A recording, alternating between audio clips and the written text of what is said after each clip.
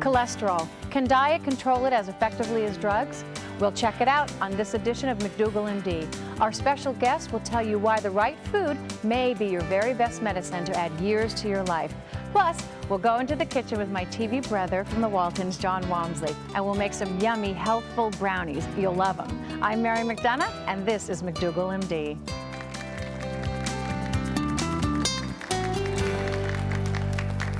Hey, John. Well, here we go again. Here we go. What have you got for us today? Well, Mary, I've been working on you very hard to get you to pay a little bit more attention to your diet, and I'm going to double team you today. I have somebody who is an expert on good nutrition. I mean, this man knows the science.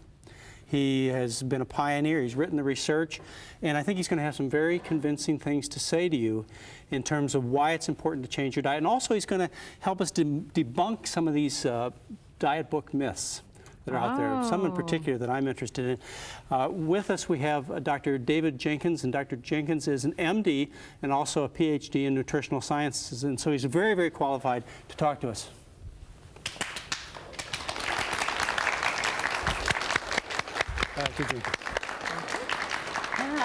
Welcome. Come on up. Yeah, thanks for welcome. Thanks for being our guest, huh, Chelsea? So go ahead, change me. No, we got to do it gradually, Mary. I first became familiar with Dr. Jenkins back in about 1985 when he wrote a paper on something called the glycemic index. Now, some of you may have heard about the glycemic index because it has been the basis for a lot of popular books that say all you have to do is eat low glycemic foods, and we're going to get into this so you'll know what it means. Okay. And that you'll get robust health, and that's basically what it is. It's the most important thing is glycemic index. But if I remember correctly, when I read some of the letters to the editors that followed that article, you weren't quite sure what the real meaning of glycemic index was back in '85. Do you feel the same today? I think we knew what the meaning was, but we weren't... significance. We weren't tremendous... Well, we thought we knew what the significance was, but we weren't tremendously happy with some of the interpretations. Tell us what the glycemic index is. Well, what the glycemic index was merely a method of characterizing different carbohydrate foods, specifically starchy foods. And what we were looking for was the rate at which these were digested in the small intestine, because we felt that the rate that you digest your food may be important in terms of the big rises and falls, possibly, that you get in nutrients in the circulation. So in other words, if you have something which goes into your intestines, is digested very rapidly, is absorbed very rapidly, you could get high rises, result in a lot of insulin secretion, and then if you're healthy... Is that, excuse me, I'm sorry. Is that a blood sugar increase? Blood sugar increase. When you're saying blood insulin? glucose, okay. yes. So the blood glucose rises, then the insulin has to rise very quickly to cope with that. You perhaps have to secrete much more insulin than you would do normally. That's had implications in terms of diabetes and cardiovascular disease and certain cancers. But the headlines have been things such as potatoes are worse for you than Snickers bars. People have said that because of the glycemic index. Eat a Mars bar and it's better than carrots. Yes. Well, that's... Why do they say that? Well, because if you wanted to eat 5 pounds of carrots, theoretically, you could raise your blood glucose level to the same extent as you would from a Mars bar. But I think that to eat 5 pounds of well-cooked carrots is beyond the scope of most usual people at an ordinary meal. I doubt any of your audience would have 5 pounds of carrots as just part of a meal. But do you think potatoes are good food? So I think potatoes are a good food. And lots of diets out there now are bashing carbohydrates, saying they're bad for you. What do you feel about that? I think that there's been a lot of concern about carbohydrate, and I've not really seen the good science, if you like, that would back that up. I think what there has been interest in is interest in some of the fats. There's always, as you know, been much more interested in fat scientifically than carbohydrate. And most recently, with the discovery of monounsaturated fat and olive oil, I think there's been a lot of interest in fats. Part of that interest is fueled by the fact that the monounsaturated fats may have antioxidant activity, and everyone's talking about antioxidants. So, but the jury is still out as far as the carbohydrates because there's just not enough research. But no. I think that would be perhaps unfair to say. I think there is a jury that's been in and cast a vote that says that if you take carbohydrates that are less processed, that are more slowly digested, starches and vegetables, and many traditional foods. We might talk of tabbouleh or cracked wheat that they eat in the Middle East. We might talk about parboiled rice. You might talk about the heavy German pumpernickel breads with the whole grains in them. You might talk about pasta. And we talk about them in good terms. And we talk about them on good terms. And there's evidence that these sorts of digestion rates seem to be associated with less diabetes and less cardiovascular disease, and perhaps very importantly so. But popular diet books would tell you the opposite. Popular diet books, unfortunately, have got part of the message that we tried to get across and then have linked on their own particular addendum, which may not be anything that we would agree with. They tell you potatoes are bad, they tell you bread's bad, they tell you rice is bad, they tell you to eat more fat, eat more protein. You know, if that were true, when you look to countries like Japan, where people eat lots of carbohydrates, you'd see fat, lethargic, sickly people. And when the Japanese moved to North America, they would get thinner and healthier. The Japanese eat a lot of fish and some chicken. They eat a little fish, lots of rice, lots of vegetables. Yes. We're talking about in comparison. You just have to look at the world picture. Yes. I agree. So it just disturbs you a lot when people misinterpret your work? To be honest, there are so many things in life that disturb me that this is really just one of the facts You are of a very life. trim, healthy-looking man yourself. From all your scientific research, has it led you to a vegetarian diet? No. I came by a vegetarian diet honestly, not through science. But you are a vegetarian. I am. Well, I was right in one sense. You're right in one. There we go. I came by it honestly at the age of 14 from humanitarian reasons. Well, when we get back, we'll talk about that and also the health aspect So of a please, vegetarian diet. don't go away. We will be right back.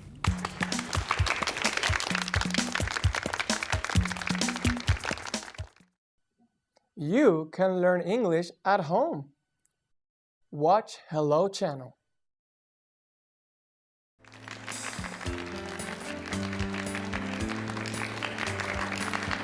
And welcome back. With me, Dr. David Jenkins, MD, PhD with St. Michael's Hospital, a leading researcher on nutrition, but the thing that caught our interest is an ethical vegetarian. My viewers have no idea what an ethical vegetarian is, I would guess. Most of them. And at age 14, you decide. Age 14, yes.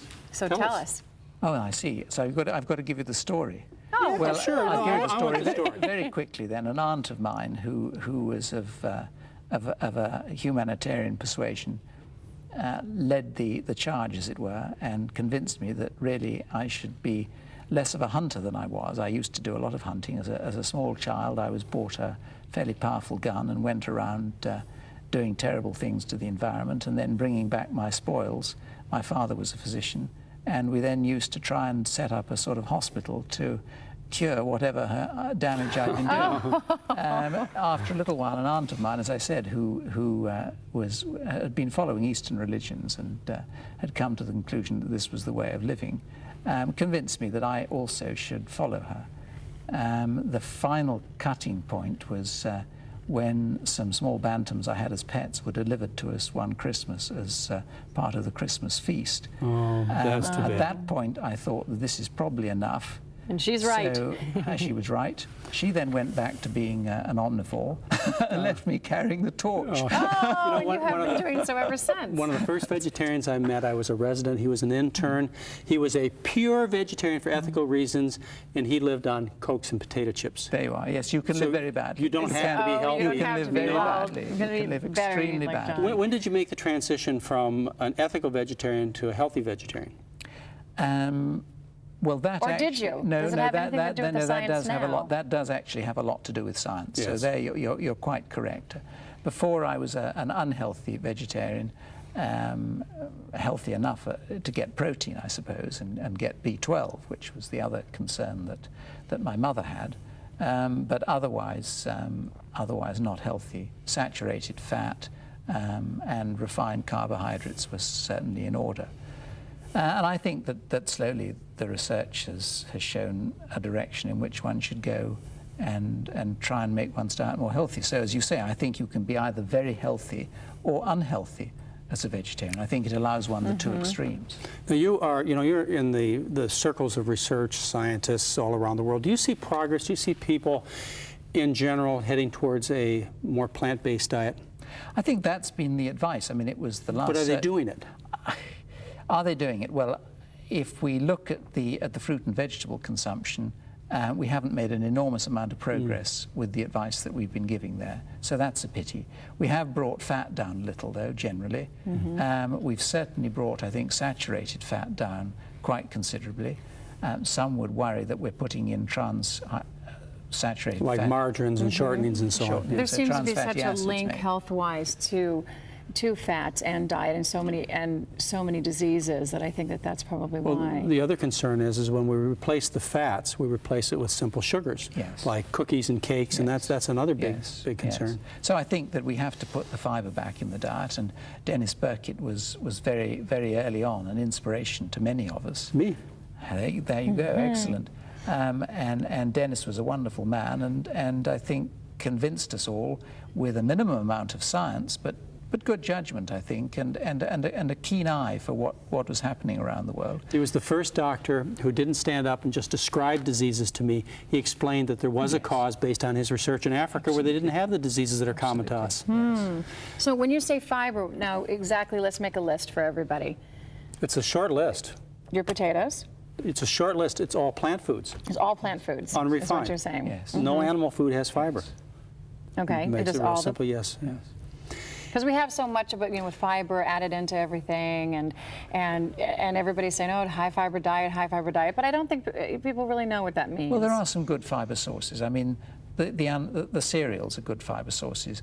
Wheat and even wheat bran that people use is a good fiber source. And then there are other sources that people tend not to think so much of. And those are the legumes, the beans, the peas, beans, lentils. These were once part of even Western diets. Were rich in beans. Now people seem to think that they're poor man's food or prison fare. In fact, once I was accompanying someone taking some of our experimental diets through the hospital, and one of the porters stopped us and asked what we were carrying because it looked like they had beans on it. And thought it was prison fare that we were dealing out to patients. So I think that this, if you like, is one of the nutritional myths that we should get rid of. I mean, I think from classical antiquity, lentils and lentil soups and stews have been highly valued. In the Orient, soya is eaten as tofu without fiber, but they have a lot of fiber sources in terms of the vegetables, as you were commenting in an earlier program, in terms of the vegetables and the fruit, but especially the vegetables they eat, and even things like seaweed, which we wouldn't eat, but are eaten in Ireland, make cakes out of it. Around the world, we've given up a lot of the plant foods that we used to eat, and hopefully these will be added back into our diets as we find more evidence. As we work with it more and more. But I think it's also important for people to, I mean, as someone like me, and you always give me such a hard time, but I think it's different for everybody, and it's each person's responsibility to find out what works for them and what keeps them most healthy, and to learn about everything and then make choices instead of just relying on a doctor saying, add high fiber. Well, it is, but you see, the point about it is, I think, that we've not really had the funding for the research in this area. If we had, I think we'd be a lot further ahead, and there'd be less of the uncertainties. So the debate You can't put a good diet in a pill and sell it to people. That's the problem. Yes, and I find that it's not so much the problem, but that's part of the problem. You're right, because if you could sell it as a drug, the miracle of a good diet and exercise is a drug, and you and I had the patent on to be the richest people on earth. You're right. We could buy Bill Gates. It's true, because people want an easy way. I think that there are other things that disturb me in that area, and it's probably worth airing it, because I think the public want to know why we haven't found out earlier on that oat bran was good for you, why we've had to wait so long. Can you tell us quickly? People want to know why, and I think the reason we haven't found out is because the statutory agencies and our colleagues on the scientific panels feel that they all eat. And these folk who come around with grants, so they're not doing it who are asking for money to find out what people should eat. We'll get them to change their diet, and we'll solve that To a problem. large extent, are really doing with what we all know about anyway. That's one thing. And the second thing, if I might just say so, is that I think that although we can make claims for drugs, no company, even if it produces healthy food, can make claims for its food. And that, to me, seems an unwarranted bias. Well, with us working hard on it all the time, we'll with get the some. two of you, we'll be fine. Thank you very much for being here. And when we come back, we'll be cooking with my TV brother from the Waltons, John Walmsley. And we're going to make brownies, right, John? With high fiber.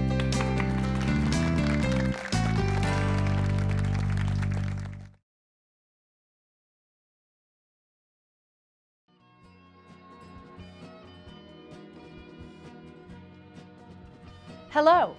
That's right, I said hello. I'm talking about an exciting new television channel that will change your life. My name is Ruth, and I want you to be one of the first to know about Hello Channel. Hello Channel is designed to teach you to speak English. Anyone can learn. We offer something for everyone. You'll see programming for children, teenagers, and adults, all on different levels. With Hello Channel, you'll hear, see, read, and speak English as you're watching entertaining television programs, making it easy to learn. If you've always wanted to learn English but haven't had a chance, Hello Channel is perfect for you. Start today, and remember, for a brighter future, just say hello.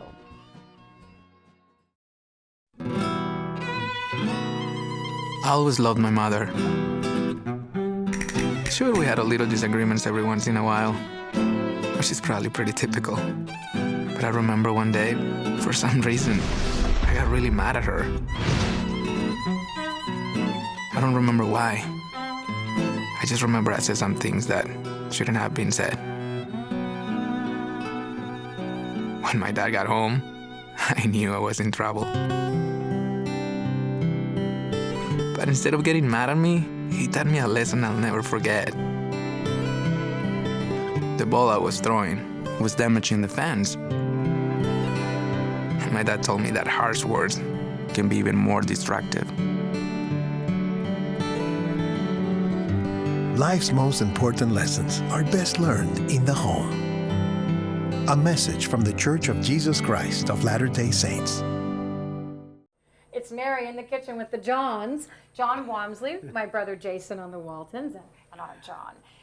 Today, what are we making? We're going to be making brownies. McDougall brownies. Can you believe McDougall brownies? I can't wait for this. Yeah, right. Sounds good to me.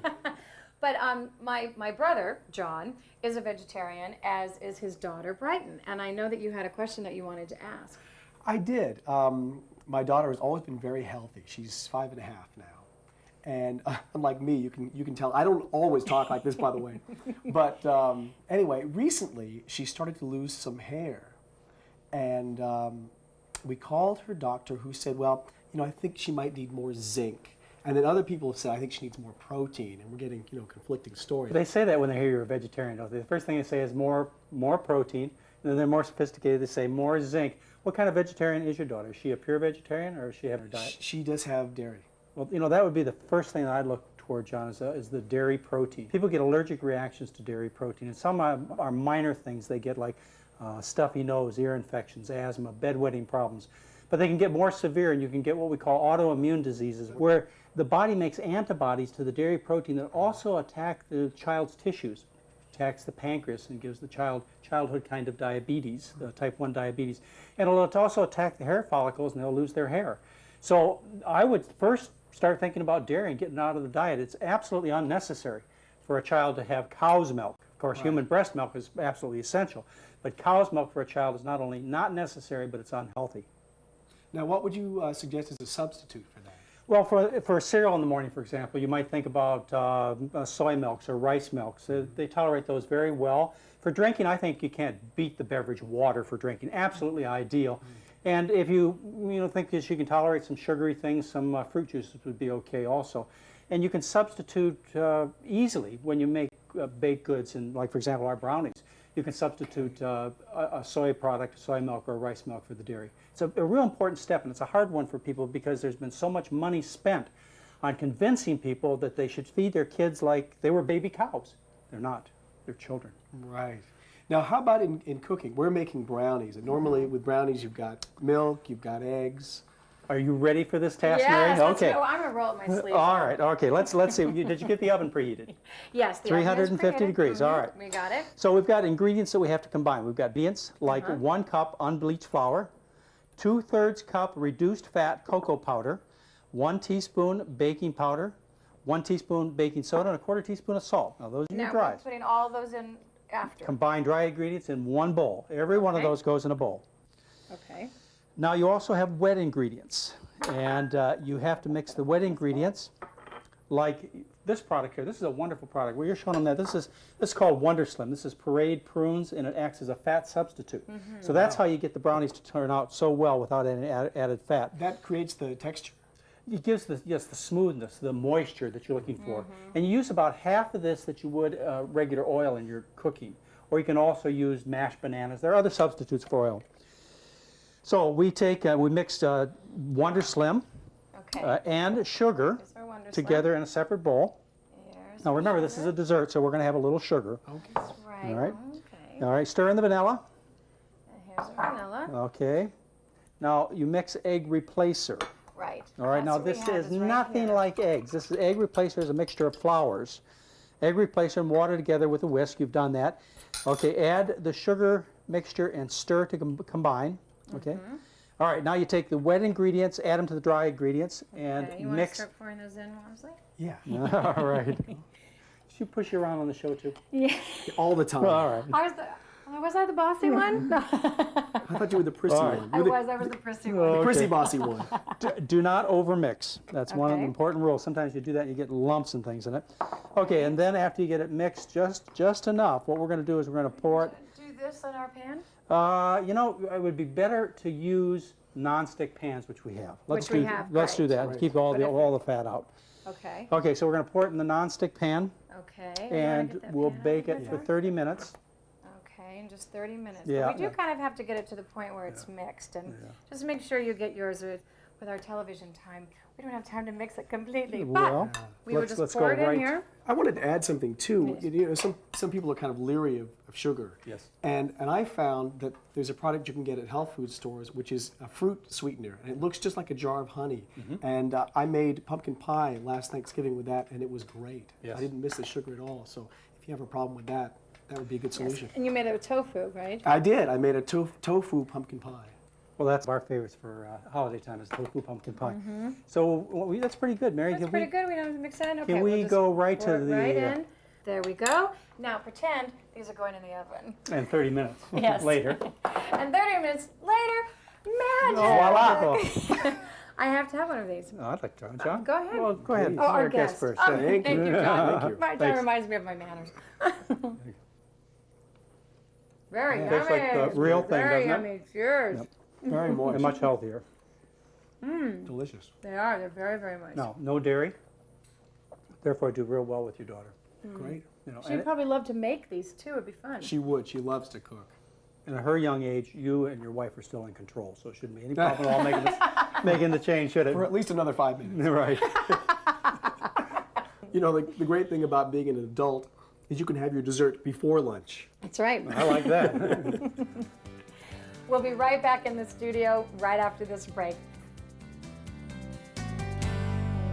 Got soy? Hello. Hello. Hello. Hello. Hello. And thanks to Dr. David Jenkins and to John Wamsley. Your brother makes really good brownies, high-fiber brownies. High fiber brownies. He's very good in the kitchen, isn't he? He's good in the You could kitchen. learn something from him, John. I need to be a better cook. I have to admit, boiling water is a chore for me. Oh, I know. And those Well, brownies, that's a real good recipe to get You know, somebody I have started. to say, John, I liked those brownies. They were very yummy. I liked the whole show. I'd like to tell you that. Yes. Hey, listen, thank you very much for joining us. Thank it was you. Bye-bye, a lot of fun everybody. for us. We'll see you Bye-bye. next time.